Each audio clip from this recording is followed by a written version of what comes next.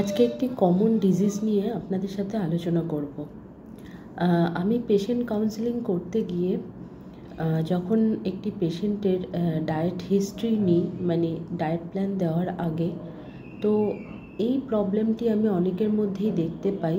সেটা হচ্ছে কারোর পাইলসের প্রবলেম হচ্ছে, কারোর ফিশারের প্রবলেম হচ্ছে, কারোর ফিশ চুলা হচ্ছে। তো আজকে আমি এই বিস্তারিত আপনাদের সাথে আলোচনা করব, বা যাদের এই প্রবলেমগুলো রয়েছে তাদের খাদ্যাভ্যাস কেমন হওয়া উচিত বা কেমন লাইফস্টাইল তাদের লিড করা উচিত, আজকে এই ব্যাপারটা নিয়ে আলোচনা করব।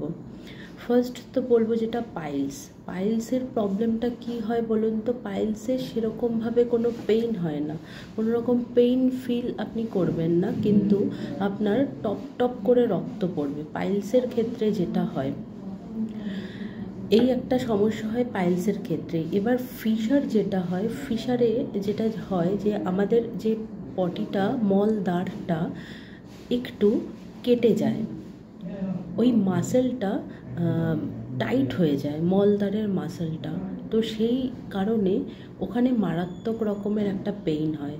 বারে বারে আপনারা যখনই মানে ল্যাট্রিন পটিটা অনেক বেশি শক্ত হয়, তখন ওই জিনিসটা ওই ছোট পোর্শন থেকে বেরোনোর সময় বড্ড পেইন হয়, বড্ড কষ্ট হয়। এটা হচ্ছে ফিশার। আরেকটা হচ্ছে ফিশ চুলা। ধরুন ফিশার আপনার দীর্ঘদিন ধরে রয়েছে, এই ব্যথা আপনি সহ্য করছেন, এবং সেখান থেকে ইনফ্লামেশন হয়ে গিয়ে ওটা ধীরে ধীরে স্প্রেড করতে করতে বাইরের দিকে চামড়াটা লম্বা মতো বেরিয়ে আসে, সেটাই কিন্তু হচ্ছে ফিশ চুলা। তো এই ক্ষেত্রে সব থেকে ইম্পর্টেন্ট হচ্ছে খাদ্যাভ্যাস যদি আপনারা সঠিক করতে পারেন, তবে কিন্তু আপনাদের এই প্রবলেমগুলো একেবারে রিকভারি হয়ে যায়। ফার্স্ট বলবো, ফাইবারের এক্ষেত্রে বড্ড বড় ভূমিকা। একজন পুরুষের ক্ষেত্রে সারাদিনে ফাইবার প্রয়োজন মিনিমাম 30 থেকে 35 গ্রাম ফাইবার একজন পুরুষকে খেতে হবে, সুস্থ সবল পুরুষকে। এবং একজন মহিলার ক্ষেত্রে সেটা 25 থেকে 30 গ্রামের মধ্যে রাখতে হবে। এবার আসা যাক, যাদের এই ধরনের প্রবলেমগুলো রয়েছে তাদেরকে কিন্তু যে সমস্ত খাবারগুলো অ্যাভয়েড করতে হবে, সেটা হচ্ছে বাইরের ফাস্ট ফুড, জাঙ্ক ফুড, অতিরিক্ত মাত্রায় কোল্ড ড্রিঙ্কস বা অতিরিক্ত মাত্রায় সফট ড্রিঙ্কস যেগুলো আছে, এগুলো কিন্তু পুরোপুরি অ্যাভয়েড করতে হবে। বা স্পাইসি খাবার, বা ধরুন মাটন, সবথেকে বড় কথা বাইরের খাবার যতটা সম্ভব এরা পারবে একটু এড়িয়ে চলুন। তাহলে খাদ্য তালিকায় কিসের থেকে ফাইবার পাওয়া যাবে? প্রথম কথা হচ্ছে, আপনি ইসবগুল ভিজিয়ে রেখে রেগুলার খেতে পারেন, বা বেসেল সিড যেটা বলা হয় তুলসীর বীজ, বেসেল সিডে কিন্তু আপনারা প্রচুর পরিমাণে ফাইবার পাবেন। তো আপনারা সকালবেলা চেষ্টা করুন এমটি স্টমাকে ইসবগুল বা বেসেল সিড খাওয়ার, এবং এর পাশাপাশি সমস্ত রকমের সবুজ সবজি বা শাক, এতে কিন্তু আপনারা প্রচুর পরিমাণে ফাইবার পাবেন। রেগুলারের খাদ্য তালিকায় চেষ্টা করুন টক দই এবং স্যালাডকে গুরুত্ব দিতে, রেগুলারের খাদ্য তালিকায়। আরেকটা জিনিস খুব ইম্পর্টেন্ট, যেহেতু কনস্টিপেশন হয়ে গেলেই কিন্তু এই প্রবলেমটা ডে বাই ডে কিন্তু বৃদ্ধি পাবে।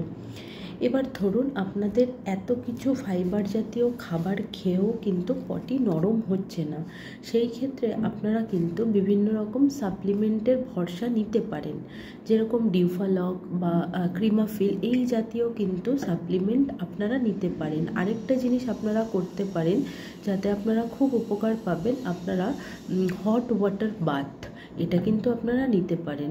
জাস্ট 15 মিনিট একটু গরম জল করে ওর ভেতর অল্প করে বিটাডাইন সলিউশন দিয়ে 15 থেকে 20 মিনিট আপনারা কিন্তু জাস্ট ওই বাথটা নিতে পারেন, তাহলে কিন্তু অনেকটা হেল্প পাবেন।